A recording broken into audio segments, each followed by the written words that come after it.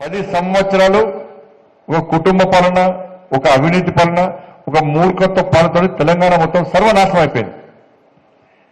ధనిక రాష్ట్రం అప్పుల పాలైంది, కానీ ఒక కుటుంబం మాత్రం ధనికులైపోయారు. వాళ్ళు మామూలు పాస్పోర్ట్ దందా చేసి, దొంగ నోట్ల దందా చేసే కుటుంబం ఇలా వేల కోట్లు సంపాదించింది. అక్కడ బీదర్లా, మీ అందరికీ ఇన్నో చెప్పలే విషయం చెప్తా. బీదర్లా ఇదే టీఆర్ఎస్ పార్టీ అగ్రనాయకుడికి ప్రింటింగ్ ప్రెస్ ఉండేవాడ. నాకు మొన్న ఢిల్లీలో ఒక పోలీస్ ఆఫీసర్ కలిసాడు.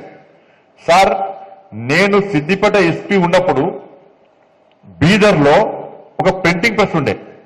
ఆ ప్రింటింగ్ ప్రెస్ టీఆర్ఎస్ పార్టీ ఆది నాయకుడిది. మరి ఏం చేస్తారు సార్ అంటే, టీఆర్ఎస్ పార్టీ కరపత్రాలు కాదు, దొంగ నోట్లు ముద్రిస్తారట. ఆడ దొంగ నోట్లు ముద్రించే ప్రింటింగ్ ప్రెస్ బీదర్లో ఉన్నది. నేను ఆ ప్రింటింగ్ ప్రెస్ సీజ్ చేద్దామని పోయినాను.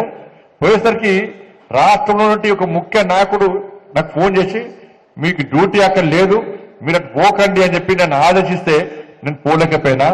అంటే దొంగ నోట్ల దంద కూడా చేశారు వీళ్ళు. ఎన్నికలప్పుడు, ఉద్యమం అప్పుడు, ఎన్నికలప్పుడు బీఆర్ఎస్ వాళ్ళు టీఆర్ఎస్ వాళ్ళు పంచింది అన్ని కూడా దొంగ నోట్లే. మరి ఆ నోట్లు అప్పుడు ఎట్లా వెళ్ళిన, అప్పుడు దొంగ నోట్ల మనకు తెలియదు, కొత్త వాళ్ళకు పాత, వాళ్ళము ఎక్స్పర్ట్స్. మనం అంతా ఖర్చు పెట్టిన తీసుకున్నా కానీ పంచిన అన్ని దొంగ నోట్లే.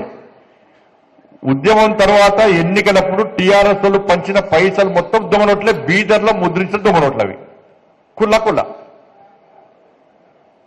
ఇలా ఆ కుటుంబం ఇలా కోటీశ్వర్లు అయిపోయింది.